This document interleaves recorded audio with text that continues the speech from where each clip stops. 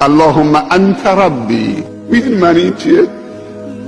خدایا تو رب منی، تو مال منی. ربی میدونی یعنی چی؟ یعنی خدای من، خدای خودم.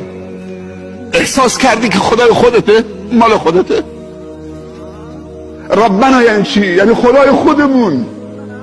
اینقدر این جمله عاطفی است وقتی میگی اللهم انت ربی، تو خدای منی. ای پسرک من، نماز را به تمام و کمال ادا کن، به کارهای پسندیده امر کن و از کارهای ناشایسته منع کن و به مصیبتی که به تو میرسد شکیبا باش. بیگمان اینها از کارهای مهم است. با تکبر روی خود را از مردم مگردان و در زمین با ناز و نخوت مرو.